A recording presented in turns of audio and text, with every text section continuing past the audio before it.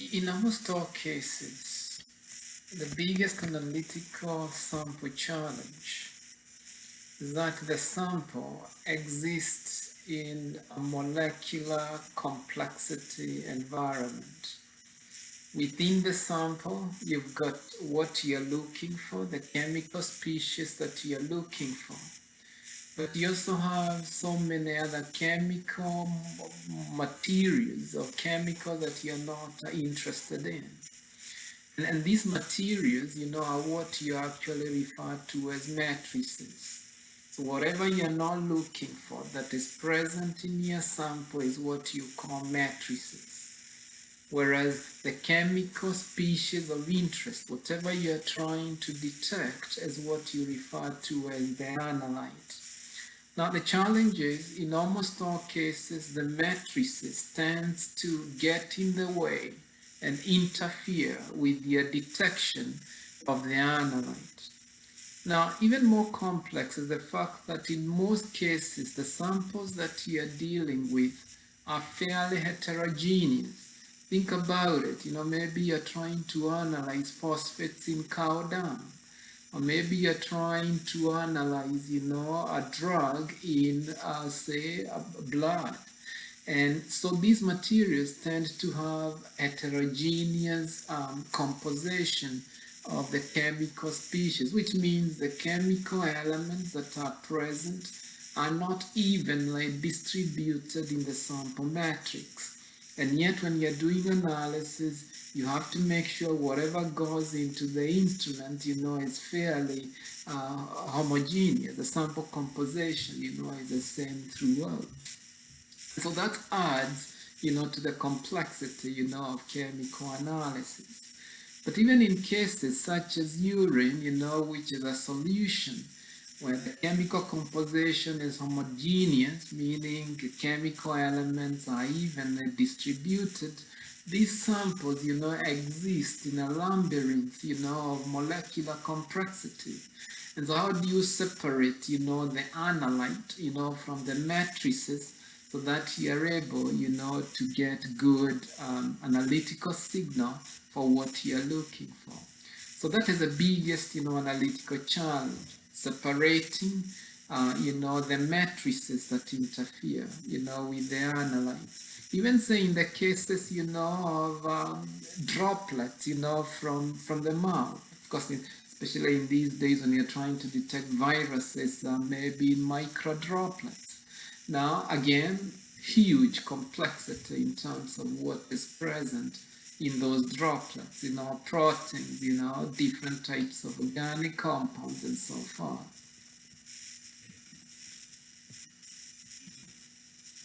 So how do you go about then to solving these bottleneck, the matrix interference that are getting in the way of detection? Now I propose, two major approaches to do this. One, you can choose an analytical method, that is selective. You've got analytical methods that are sort of blind to the other interferences.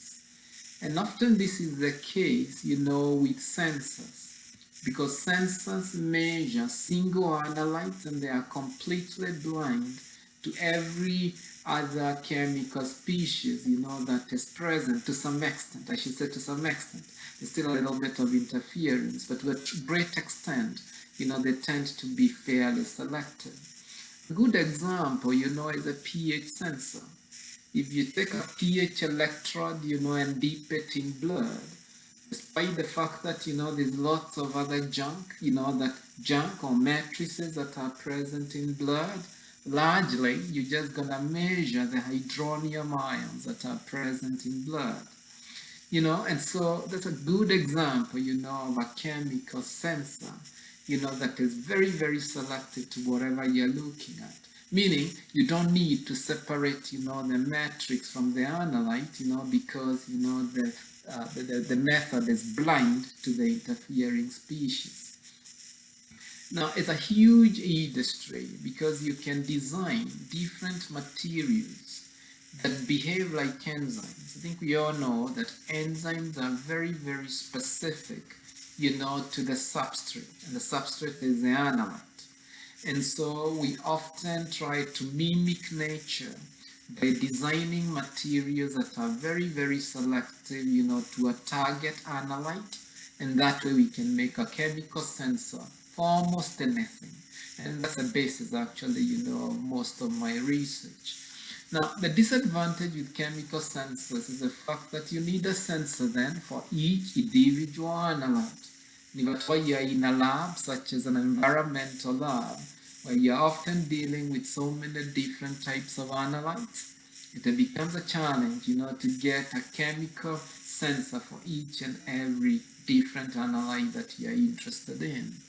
Maybe another advantage though is that these devices, they are small, they're inexpensive, and often you can take them, to the field where you're doing the analysis. So that's one way of solving the matrix interference, the bottleneck of sample analysis. Now, the other approach is where you do separation science. This is where you separate the analyte of interest, from the matrices. And how do you do this? I think there's so many different methods of doing it. You guys know about column chromatography, for example. Where you load a column, say, with the silica particles, and then you pass, the sample through the chromatographic column. You can also do liquid-liquid extraction. You can also do supercritical fluid extraction. You can also do precipitation, for example. You can do crystallization, and so on. Now, in analytical chemistry, you're gonna see most of the work, most of the industry actually is in the separation science. This is where, most of the chemistry actually happens in analytical chemistry, all right? Now, these methods can be tedious, the separation science. These methods can also be expensive. And so for that reason, people have tried to do the automation of separation science so that it becomes less tedious and so forth, in form of especially chromatographic separation. And so you guys are going to come across, gas chromatographic detection method or separation method with detection, obviously, and liquid chromatography, which are the gold standards, in separation science. So you walk into any big industry out there, and be it environmental analysis, forensics, and so forth, pharmaceutical companies, chances are they've got a couple of GCs, they've got a couple of LCs. So I would say separation science actually is the biggest employer, as far as analytical chemistry, is concerned. And in the lab, you guys are gonna play, with a GC instrument. You're gonna play with an LC instrument and get data and then play with that. So based on the tools of trade, okay, analytical chemistry can be divided into classical methods of analysis or instrumental methods of analysis. All right, so things like traditional titration, things like volumetric analysis, things like gravimetry, things like, the titration again here with the Buren, those fall in the realm of classical methods of analysis. That's how we used to do detection of chemical analysis before the invent of instrumental methods, which only happened actually in the 1950s. So before then, people used to do a lot of, classical methods of analysis. But even things, like precipitation, things like crystallization, even things like liquid-liquid extraction, that a fairly wet chemistry technique, they fall in the realm of classical methods of analysis, okay?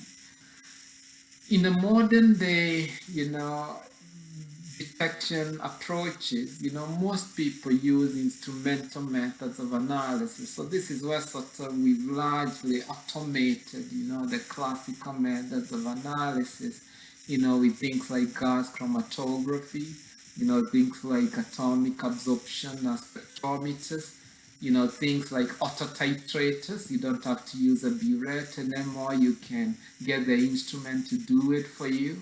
Things like inductively coupled plasma to detect different types of heavy metals. And so you guys, are gonna use instrumental methods of analysis, in these courses as well. And so maybe the question you're asking is, have classical methods of analysis then completely fallen out of favor? And the answer is no. You still use a lot of classical methods of analysis. And so a good chemist, actually has to tie both the classical methods of analysis and the instrumental methods of analysis. Indeed, the classical methods of analysis are often what people use to prepare the sample so that it can be analyzed by the instrument. Maybe you've got some dirt, a soil sample. Instruments, cannot take dirt. You need to prepare the sample classically, using gravimetry, volumetric methods, so that you can prepare the sample in a way that the instruments, can do the detection.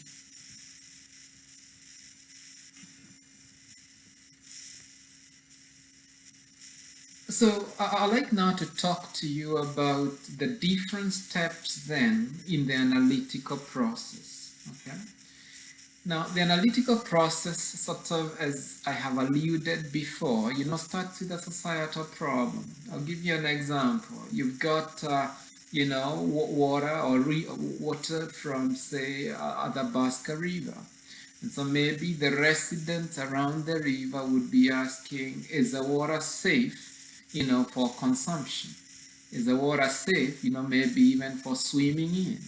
And so that is what the society problem is. And so when they bring that problem to you as the analyst or the chemical analyst, you will have to define that problem scientifically or analytically. So the residents are looking, is the water safe? But as a chemist, you have to think what's potentially present in water that is an indicator of water safety. Are there contaminants in the water? Well, are those contaminants, heavy metals? Meaning, are they inorganic or are they organic? Are they pesticides? Are they polyaromatic hydrocarbons? Are they organic? Or are they pathogens? Things like E. coli, and other types of bacteria. So as an analytical chemist, you have to define what you would be looking in that water, what you'll be analyzing in that water as an indicator, of its safety. And so you have to define the analytical problem that I'm gonna measure, say the organic compounds or contaminants, present in the water sample. When you define the analytical problem, the next step, is to determine the best method, analytical method, to do the analysis. If we do not have an official method, that is already out there, you may be forced to go to the literature, to try and figure out, from what others have done, can you use similar types of the techniques, to solve the problem. And so you have to do literature search on what others have done, to solve a similar problem or the same problem. Now, the next step when you determine the analytical method to use, at least on paper, is to go to the field, and actually do the sampling. Now, sampling is a critical step in chemical analysis because one indicator of a good sample is that the sample should be representative, of what you're trying to measure. Now, if you're doing homogeneous types of samples, such as a river, then you have to, it's less complicated, because sort of the composition of the chemicals are homogeneous, meaning they are distributed evenly, in the water. But yet you still have possibility to sample different locations, in that river. If you're dealing with, say, a soil sample, which is heterogeneous, you have to think, about how to sample in a way that you create a representative sample so that you can be able to, give a good result of what you're looking for. So sampling is key. How do you do sampling to make the sample representative of what you're trying to solve? Now, the next step in the analytical process is to do the sample preparation depending on the method of detection. Like I said, if at all you're doing, say, heterogeneous sample, you have to do lots of different steps. And these are often classical, methods, where you do, for example, the digestion, if at all it's a solid sample, to make it into a solution sample. And most instruments, take solutions, rather than solids. Maybe you have to do extraction. Maybe the sample is present or the analyte is present at very low concentration, and so you have to do pre-concentration, and so forth. So sample preparation, getting the sample ready, for instrumental analysis. This is the most tedious step. This is the most expensive step as well, especially in terms of time, the use of organic solvents, and so on. Now, this is sort of the step also where you need to have in mind most of the chemistry that you've learned. So there's a lot of chemical equilibrium at play for you to think what is the best method of extraction and so on. So you have to think about the nature of the compound you're analyzing, so that you can get a good method, to extract it. So you do that, the next step, would be the analysis using the analytical method of choice. There could be liquid chromatography, depending on the problem. There could be AAS, atomic absorption spectrometer, depending on the problem, and so on. And so as an analytical chemist, you need to know, what is the best analytical method, for the detection of the analytes that I'm looking for. And then lastly, you're going to have your signal and your data, how do you report it, to a non-specialist, how do you take the data you've obtained and explain it back to try and answer the general problem, that you had initially. So take note, of all these steps, in the analytical process. Maybe I'll give you a specific example. You've been asked to determine the amount of caffeine, or theobromine that are present in a chocolate bar. And you've got two types of chocolates. You've got the white chocolate and you've got, the dark chocolate. Theobromine is always present at different levels in cocoa. And theobromine, is a mood-enhancing drug. It's a diuretic, it's a muscle relaxant. And you also have the caffeine, that most of us are dependent on, which is a central nervous system stimulant, and most of us can do without it. And you can see the structures of the two are very, very similar. In fact, the only difference is that you've got an extra methyl group, with the caffeine, that is not present with theobromine. So in terms of the chemical nature, these two compounds are very similar, and they become very difficult to differentiate actually. So you have to really think, what the best technique that I can use, so that I can differentiate the two and also be able to quantify the two. Differentiate and quantify the two. So what do you do then? Chances are, what you have here is a solid sample. So it's certainly a heterogeneous sample. So the theobromine and caffeine are not evenly distributed in a chocolate bar. And so I need to make it, a representative sample. I need to make it a homogeneous sample. So I'll take the chocolate bar, maybe I'm gonna grind it, with a mortar and pestle. I'm gonna hopefully do solid phase extraction, with the right type of solvent. You have to think about the best solvent, that would dissolve caffeine and the theobromine. there's a lot of junk, there's sugars present, there are proteins present, so I need to try and do the separation of the proteins, away from the analyte of interest. So lots of volumetric steps, that I need to work on before I'm able, to do column chromatography, possibly using a GC, so that then I can do the detection with an appropriate, detection method. So gas chromatography always have a detector. Maybe the detector in this case, you can see it's a UV detector. It's a UV detector. Okay. And so in the end, you can see that I've been able to separate the two, the theobromine, and the caffeine, and I've got those peaks. Those are just peaks. What I'm interested in is to know the concentration, of caffeine and the theobromine. And to do that, I have to do the calibration. And you're gonna see the most important thing in analytical chemistry is actually calibration. So you need to calibrate, all the glassware that you're using here. So you need to calibrate them, if at all you're using a pipette, you need to calibrate it. If at all you're using,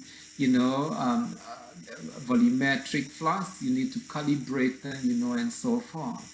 And so in the next 2 weeks, of your labs, that's what you're going to be doing in the lab, knowing how to calibrate, your classical, instrumentation or equipment, that you use in the lab. Often, again, they are used for sample preparation in the modern day analytical chemistry, but yet very, very critical.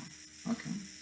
Because you want to know, if at all I'm using a pipette and it's a 10 ml pipette, how much volume is it delivering? Is it 10.012 ml, or what is the calibrated volume that I'm trying to deliver? But you also need, to calibrate, the signal that you're getting from the instrument. Like I said before, the signals that you're getting here is just a peak. And so it needs to be calibrated so that you can relate the signal, the size of that peak, with the concentration. And so again, we're going to be doing a lot of work on how do you relate the signal to concentration, and that is what we also call instrument, calibration, which we're going to talk a lot of, in the next couple of weeks.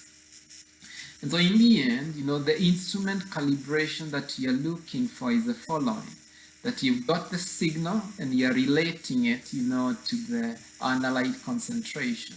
In most cases, you really want it to be linear. You want the calibration graph to be linear, so that the signal increases in proportion, to the concentration. And that way then you're able to quantify how much of theobromine is present and how much of caffeine, is actually present, based on the signal, and then you can determine the concentration that way. Okay? So take note of this. Now, the data that you get, in almost all cases, it's a mean, meaning you have to run your samples multiple times to be sure. But in almost all cases, you also have the standard deviation. Never submit a data where you only give the mean and no standard deviation, because every instrument has got some bit of uncertainty. And so again, you must always give the mean with the standard deviation, of that mean, because instruments have got different uncertainties. So we really want to know, in what range does the true value lies. And so we need to represent, the data that way.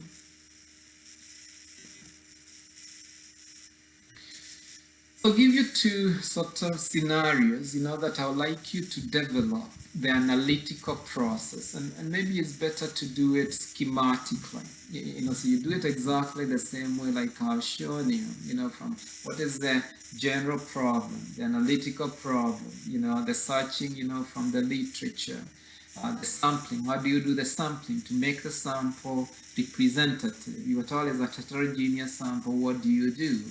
What do you do as far as the sample preparation is concerned? what's the right instrumentation to use, and how do you deduce the right type of data, to report to the client, that you're serving. So case number one, this tremendous increase in the use of hormones and antibiotics in livestock production. Now, some of these antibiotics, are things like sulfonamides, and so on. And some of them, they get excreted in non-metabolized form. Now, the cattle manure is often used as a fertilizer, or there's interest in using it as organic fertilizer. Because the cattle manure has got these antibiotics, we need to find a way of removing them, from the cattle manure.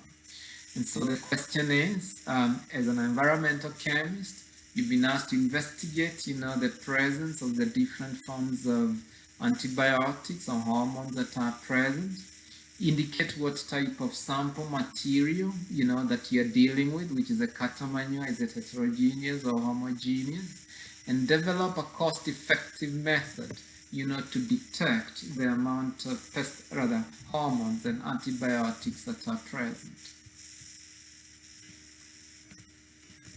Maybe another good problem is, in 2005, it was a catastrophic here in the beef industry here in Alberta, with the mad cow disease.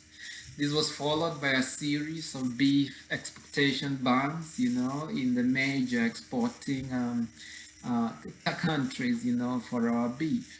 As a researcher, you've been asked to develop a method to detect the presence of the critical biomarkers, that are expressed in mad cow, the prion proteins that are overexpressed in mad cow diseased animals, often in the brain of the animal. So indicate what type of a sample material this is and try to detect the prion protein to try and determine, if a cow, has got this type of disease. So again, a schematic, of the analytical process. And so expect this type of questions, actually in the exam. So to conclude, before the lab on Tuesday, I'd like you to watch the following video links, that talk about the best techniques, for your classical techniques. How you're gonna do appropriate, gravimetric analysis. How are you gonna do, the weighing and so on, taking aliquot, pipette, best techniques, for using pipettes, best techniques, for doing pipette calibration.